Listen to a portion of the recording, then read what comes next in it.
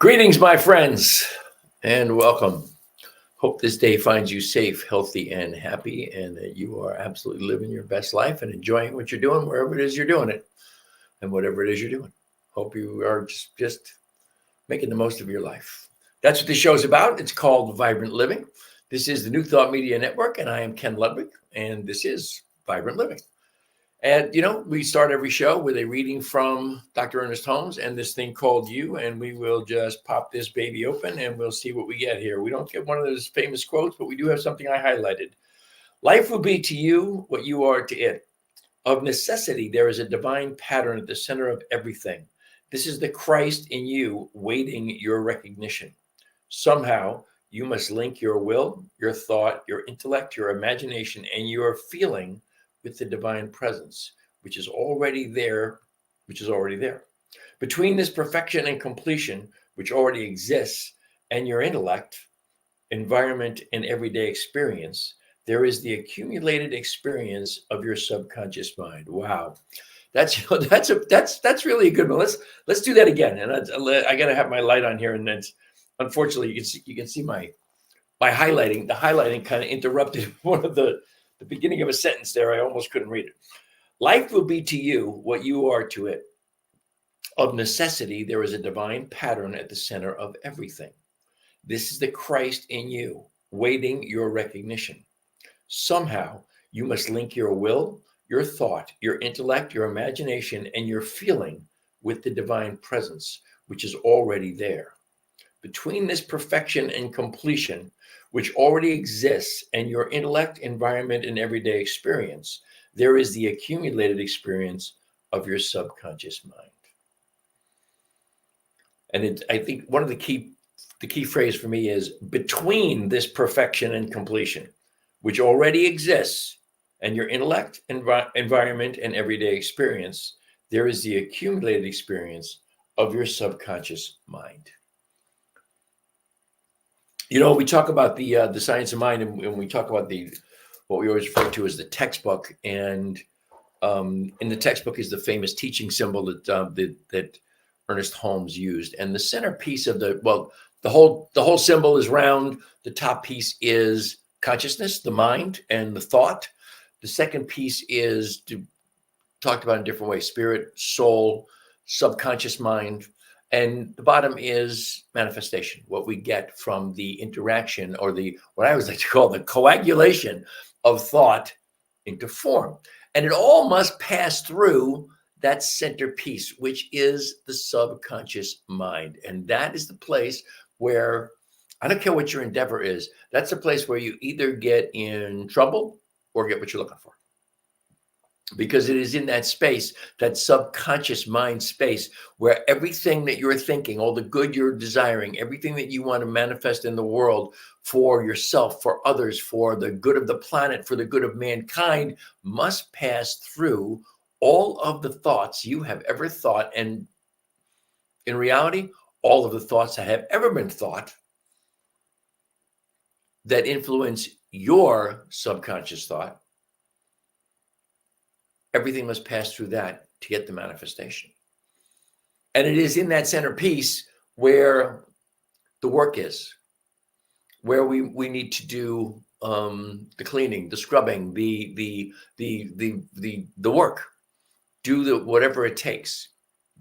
In my life, in my world, there is primary DSP, daily spiritual practice. In business, we call it DMO, daily method of operation. And, and they can be the same thing. Basically, what is your daily method of operation? Does your daily method of operation include DSP, daily spiritual practice? Does your daily method of operation include pieces of the work that help you clean up that space in the middle, so that there is nothing there but true belief, faith, and complete and total confidence in the thing itself and what it does and how it works? That is what I called in the last show, faith in your faith. There's innumerable ways to go about it. Okay, and whatever works for you is what works for you. And I would really, really, really tell you, do whatever you can to make it happen. I say DSP, daily spiritual practice. Well, what is that? Okay, well, for me, it's pretty simple. Daily spiritual practice for me, well, maybe it's not so simple. Maybe it's just simple for me. But daily spiritual practice for me is first and foremost, it's meditation. But you know what? I've added something to that. Before I get to meditation, there are affirmations that I do in the morning before I even get out of bed. There's probably, it's not a lot, it's probably 30 seconds, 45 seconds, maybe a minute. And also during that time, I stretch. And when you get to be my age, you'll know what I'm talking about. But you do some stretches so that fewer things ache when you get out of bed in the morning.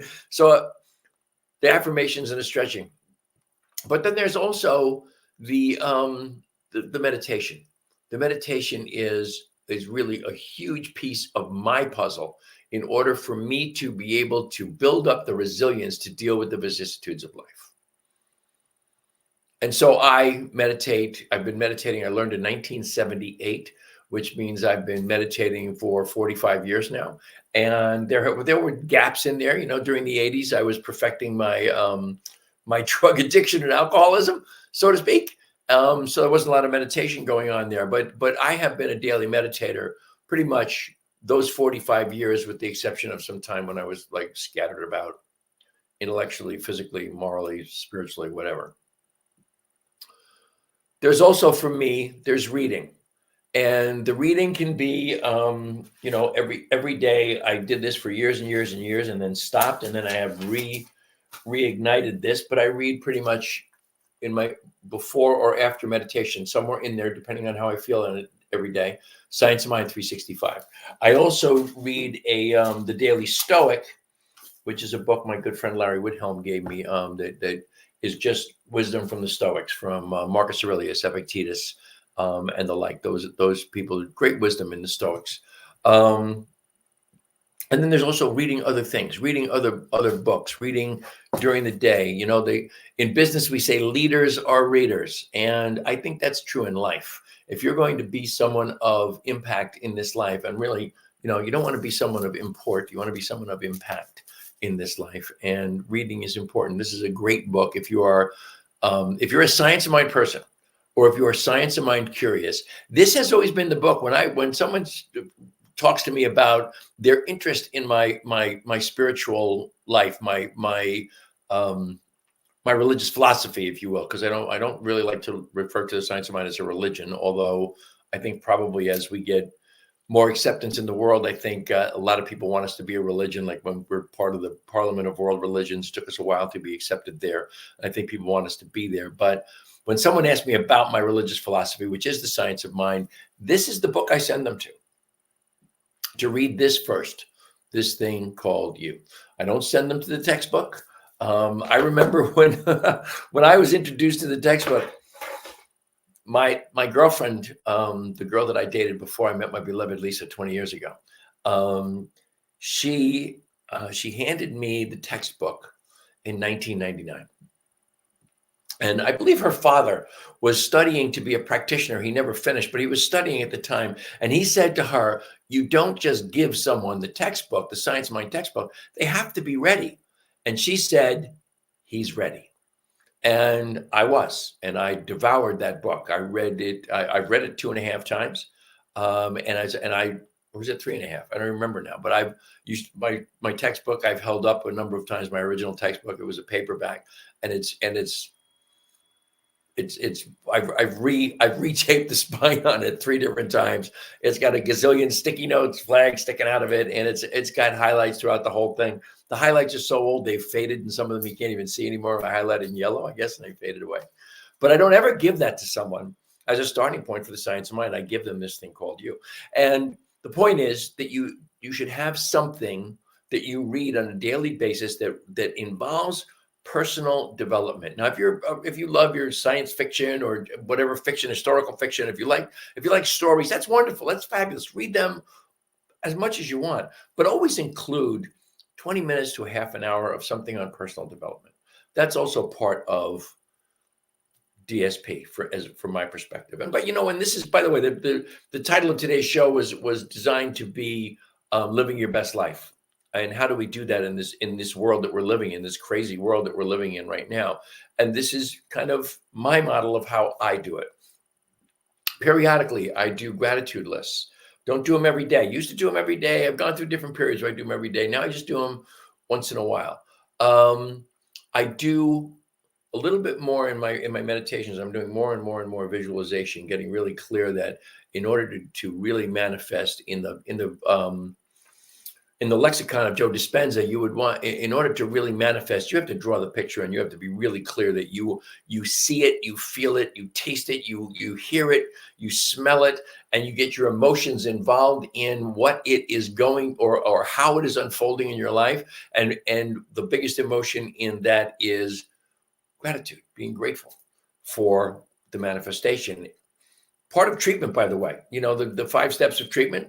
We do our realization, which recognition, where we recognize that there is only God, that is all that there is, and there is nothing else in the universe. We do the unification, that we are clear that there is no place where God is not, and that includes in every cell of my being, and the spaces between every cell and in, around, and through me is the divine. Then we have realization. Realization is claiming the good that we know already exists in the quantum field, that already exists in the mind of the divine, and we claim that as our own. And here is where visioning comes in, or visualization comes in. Very, very important when you're doing your realization. Then we have Thanksgiving, and that is the gratitude of it's already done. It's already here. So when we talk in terms of the Joe Dispenzas and the Greg Bradens and the Bruce Liptons of the world, those their idea of manifestation, using gratitude as the key emotion in knowing that it's already done, it's already mine, that's definitely direct alignment with the science of mind, with the 4th step of treatment. And of course, then the 5th step of treatment is release. We let it go and let it be, and know that it is already done. So yeah, so that's kind of my take, if you will, on what daily spiritual practice looks like. But I have a good friend, Dr. James Rouse. He's all over YouTube. You should go and find him, Dr. James Rouse, and he does great stuff every single day. And he talks in terms of all the different ways that he does his daily spiritual practice. And one of his is what he calls sweating your prayers. Definitely a big part of my daily spiritual practice is working out. I work out 3 days a week. I go to the gym Monday, Wednesday, and Friday. The other 5 days of there's not 5 more days, that would be 8. The other 4 days of the week, I make sure that I stretch. Not just the stretches I do in bed, but I actually come into the same office here where I do the same room where I do my studio here and do my show, and I stretch for anywhere from 10 to 20 minutes. 2 reasons. Number one, because it's something I should have been doing my entire life. But number 2, as the age progresses, the stretching becomes more and more important, more and more of a relief, and a real part of just making the day feel good, making your body feel good. So stretching is hugely important. And so the other thing about my friend James Rouse is he's written many books, very simple books. Usually they're not very complex. They're simple thoughts. But there's one I don't know how long ago he gave me this book, but it's called "Are You Willing to Show Up and Live Your Best Life?" And as I looked at it, I hadn't seen it, hadn't read it, and I was just been sitting on my shelf forever. It's about close to a decade old. In fact, it might be a decade old, and it's a simple book. It's part of a series called Kiki K, which is it's a company. I guess Kiki K is a publishing company, and her idea is, it's a woman named Kiki Karrison, and her idea is to put together books of just kind of, what's your 10 things that keep you going? What's the 10 things that make you tick? And this is the one that Dr. James wrote. And one of the things in here is, this is something that I've heard him talk about many times. I've talked about it myself in different scenarios, but he talks about the people of Okinawa. Okinawa famously is a blue zone where they have the largest concentration of centenarians, 100-year-old people or more in the world, on the planet. And one of the reasons why they have, of course, they have the amazing diet. Primarily, I guess it's really the Mediterranean diet, even though the Okinawans, I believe, are Japanese. In fact, I'm quite sure they're Japanese. One of the things that they have as their reason for the high concentration of centenarians is called ikigai, Ikigai, ikigai, which refers to the idea that everyone has a reason for being. Everyone has a reason to get up in the morning that is bigger than themselves. That's ikigai. And I have struggled with the idea of purpose. I've struggled with the idea of ikigai for years, because I'm not clear that I have a purpose that's bigger than me, that gets me out of bed every day. Although I have discovered recently a great sense of joy in letting go of what is going on in the world, in my world, what is going on, what are the things that I have been concerned with, that have worried me, that have scared me, finances, business, whatever else it is, the politics of the world, the craziness of our politics here in the United States. All those things kind of worry me, and I've really kind of taken a mindset of letting it just go, and it's given me great joy, and I find there's a purpose in that. But in that book, James refers to I don't think it's necessarily in that chapter, I think it's further on, but he refers to his ikigai. His purpose is his family. He has a lovely wife, Deborah, and his two beautiful daughters who are just, we've always joked that they're kind of my surrogate nieces. I love these two girls, and I'll just, we won't name them on the air here just for security's sake, if you will. But that's his purpose. That's his ikigai, is his family. And I went, wow. It's the old, when the student is ready, the teacher appears. I just went, wow, that's exactly what I have wanted to hear. Something that's simple. It's what I needed to hear. Yet part of my ikigai is my beloved Lisa and my relationship, or my ikigai is my relationship with my wife, my relationship and our love, our family that is just the two of us. And our family went, our family at one point included 3 dogs. Our family included an extended family of my own that has since separated from me. And as my friend Barry Ebert would say, that's a whole nother workshop. So we're not even going to talk about that. But my ikigai, my purpose, what gets me out of bed in the morning is just being a part of the relationship that I have with my wife, with this family that is me and my beloved Lisa. And I just wanted to present that to you. Ikigai, purpose, does not have to be something grandiose. It does not have to be world changing. You can have that, sure. God bless you if you do. But if you don't, and if purpose bothers you as it bothered me, stop and think about it. What exactly gets me out of bed? What exactly is the most important thing or things to me in the world? And again, it doesn't have to be grandiose. It can be very, very, very simple.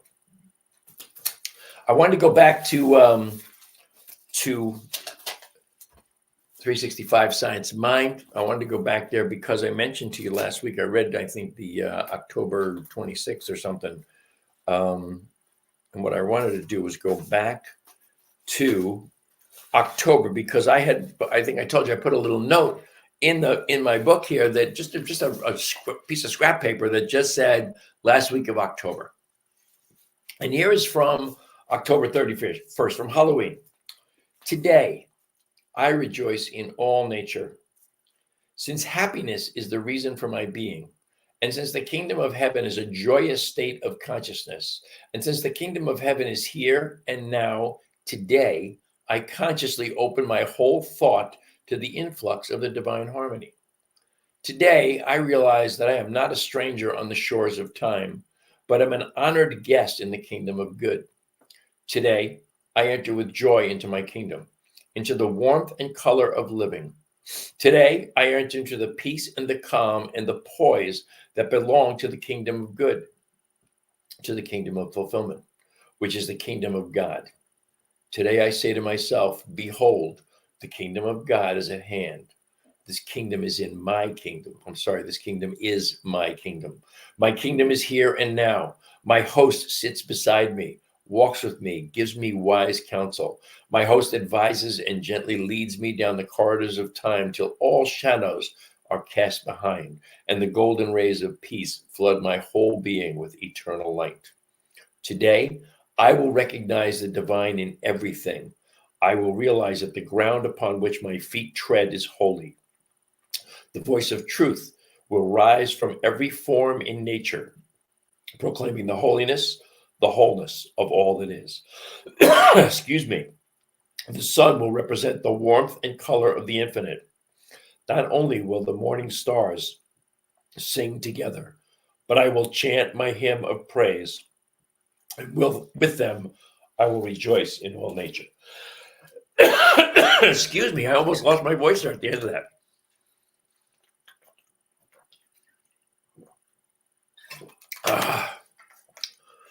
Want to get that water in so bad I spilled it all on my chin. So, that was I talk all the time about the idea of never lose sight of God. That was a great, great example there from Holmes of never losing sight of God. Seeing God in everything, in all of nature, seeing God in everything that I experience and rejoicing in that. Rejoicing in that God presence. And as he says at the very beginning of that, joy is the reason to be. Joy can be your ikigai. It can be each and every one of our ikigai, just to live in joy, to live in harmony with all things, because I recognize that God is in all, through all, and around all.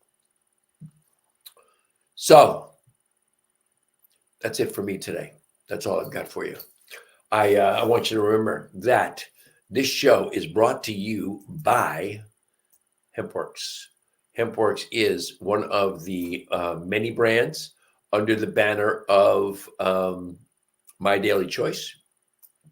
My Daily Choice, you can find it right there, mydailychoice.com/Ken Ludwig. That'll take you right to my page, and you can find the stuff there. You can also go to hempworks.com, and at hempworks.com/Ken Ludwig, you're going to find just simply a brand new website that is only about HempWorks, only about all of the CBD products. The CBD products that we have are extraordinary, but we've just expanded them to include some things that have never been included anywhere in the CBD world or the CBD atmosphere, never before seen. There's going to be CBGA, there's going to be THCA, there's going to be things in there you've never seen before that are all about your physical health.